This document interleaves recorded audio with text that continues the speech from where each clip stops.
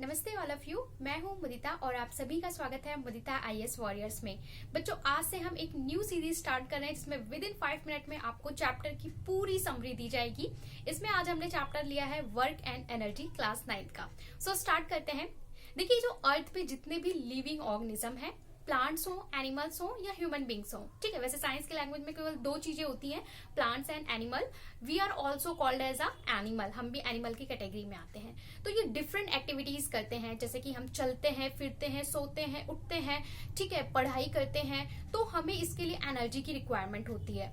इसके अलावा हमारी लाइफ प्रोसेस की एक्टिविटीज होती है, जैसे डाइजेशन होता है, ऑक्सीजन इनटेक होता है, ठीक है, कार्बन डाइऑक्साइड रिलीज करते हैं। ये लाइफ प्रोसेस एक्टिविटीज होती हैं। अगर एनिमल की बात करूं, जैसे बफेलो है, काव है, गॉट है, ये मूवमेंट करते हैं, चलते हैं। पेड़ है, वो खड़ा है बट वो भी हिल रहा है, ग्रोथ कर रहा है। तो इन सब के लिए क्या जरूरत होती है? एनर्जी की जरूरत होती है। अब क्वेश्चन ये आता है, क्या वर्क और एनर्जी अलग अलग चीजें हैं?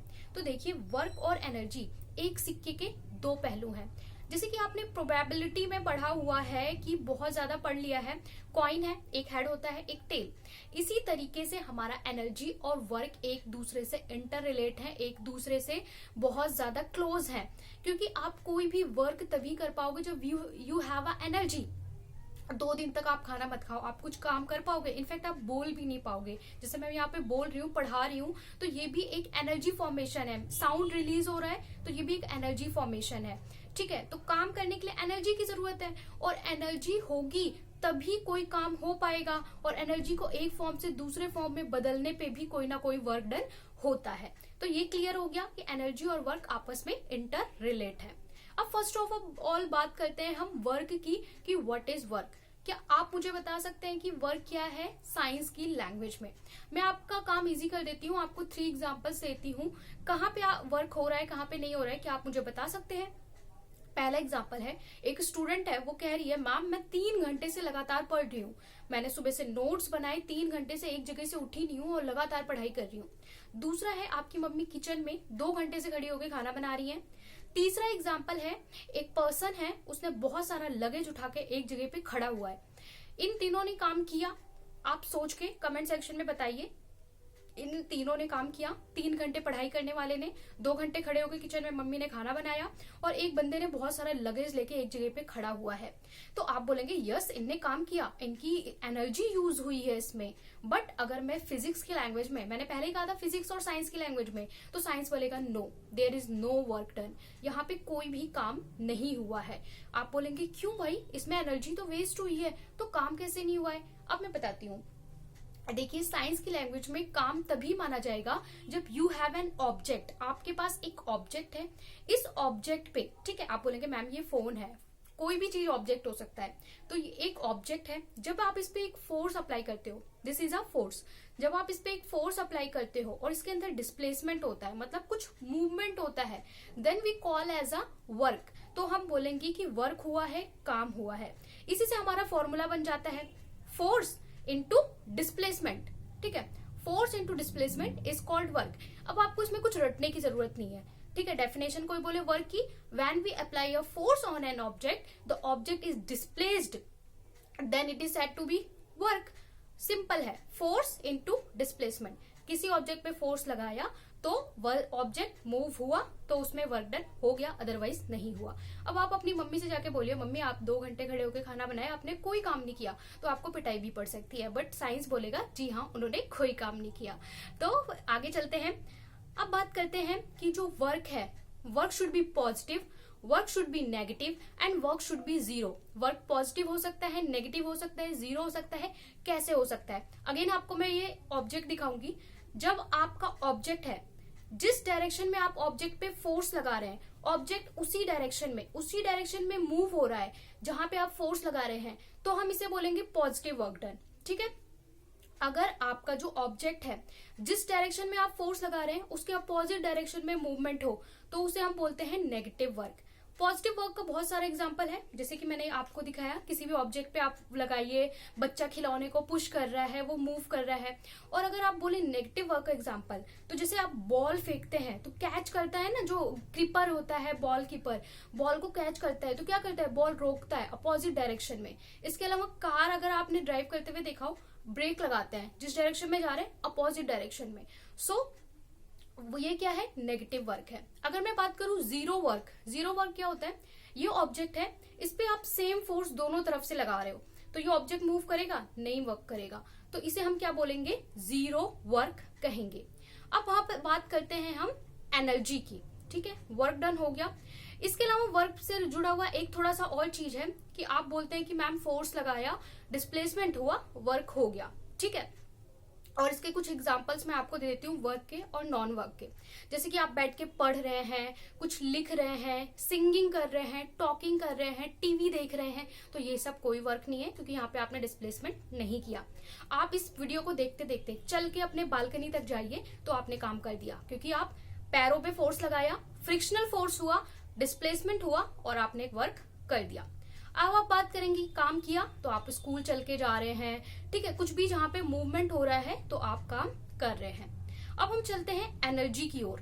What is energy? तो एनर्जी आप लोग जानते हैं, the capability to do work, किसी भी काम को करने की क्षमता जो होती है वही एनर्जी कहलाती है अकॉर्डिंग टू साइंस। अगर हम एनर्जी की रिसोर्सेज की बात करें तो sun is the major source of energy. जो ये सन है, पूरे ब्रह्मांड को, पूरे सोलर सिस्टम को ये एनर्जी दे रहा है। कैसे देख सकते हैं? कपड़े सुखाते हैं धूप में, सूख जाते हैं, क्यों? सोलर एनर्जी से। सोलर कुकर में खाना रखते हैं, पक जाता है, क्यों? क्योंकि वो सोलर एनर्जी हीट एनर्जी में कन्वर्ट करके उसको फूड को बॉईल कर देता है। इसके अलावा विंड एनर्जी, टाइड एनर्जी, ये सारे क्या है, एनर्जी के डिफरेंट रिसोर्सेज हैं। Light energy, sound energy, there are lots of kind of energy की फॉर्म्स। लेकिन हम एनर्जी की अगर क्लास 9th के लेवल पे बात करें या एनर्जी को प्रिसाइज बहुत ही छोटे में बांधने की कोशिश करें तो एनर्जी को हम 2 पार्ट्स में डिवाइड करते हैं। We can divide in 2 parts, kinetic energy and potential energy. Kinetic and potential, जैसे कि काइनेटिक से क्लियर है, काइनेटिक का मतलब ही होता है the energy in which motion is involved. ऐसी एनर्जी जहां पे मोशन हो रहा है ऑब्जेक्ट में, उसे काइनेटिक एनर्जी कहते हैं। काइनेमैटिक भी अगर आप 11th-12th में साइंस लेते हैं तो काइनेमैटिक के बारे में अलग से पढ़ाई करेंगे।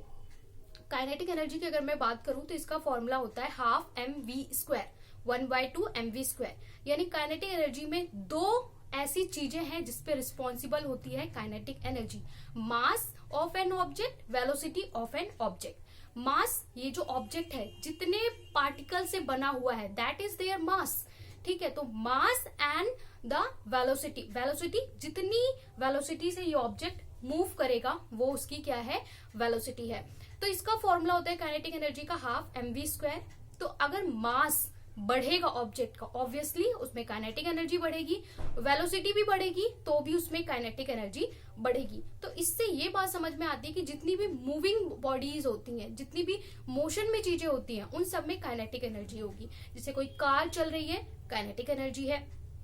प्लेन उड़ रहा है, काइनेटिक एनर्जी है। नदी का पानी, चलता हुआ नदी का पानी, काइनेटिक एनर्जी है, ठीक है। तो ये हो गया क्लियर। न्यूमेरिकल हम डिफरेंट वीडियो में करेंगे, यहाँ पे आपको समरी देना है। बात करते हैं पोटेंशियल एनर्जी की, जो अलग एनर्जी का फॉर्म है। तो पोटेंशियल एनर्जी का फॉर्मूला होता है mgh। m again mass of object, g gravity और h होता है हाइट। तो देखिए, जब भी किसी ऑब्जेक्ट में हाइट में चेंज आता है, यानी पोजीशन में चेंज आता है, तो उसको हम क्या बोलते हैं, उसको पोटेंशियल एनर्जी। जैसे कि आपने धनुष बाण देखा होगा, धनुष बाण का जब हम एरो ऐसे खींचते हैं तो उसमें पोटेंशियल एनर्जी, पोजीशन उसकी ऐसे थी, आपने खींचा अब ऐसे हो गई, तो उसमें क्या है, पोटेंशियल एनर्जी। उसकी जो हाइट है, जो एरो है, उसकी हाइट आपने चेंज की ना, तो उसमें क्या है, पोटेंशियल एनर्जी। और जैसे ही तीर छोड़ दोगे, काइनेटिक एनर्जी, क्योंकि उसमें वेलोसिटी आ जाएगी। जैसे ही किसी ऑब्जेक्ट में वेलोसिटी आती है उसमें काइनेटिक एनर्जी।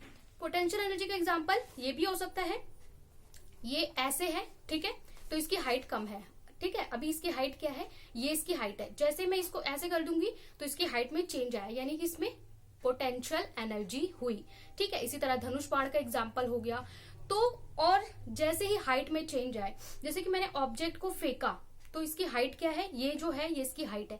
जैसे जैसे हाइट कम होती जाएगी पोटेंशियल एनर्जी कम होगी, और जब ये ऑब्जेक्ट गिर जाएगा जहां पे हाइट 0 हो जाएगी तो पोटेंशियल एनर्जी शुड बी 0, क्योंकि फॉर्मूला होता है mgh। g तो 0 होगा नहीं, h जैसे ही 0 हो जाएगा, और मास भी 0 नहीं हो सकता, जैसे ही 0 हो जाएगा पोटेंशियल एनर्जी 0।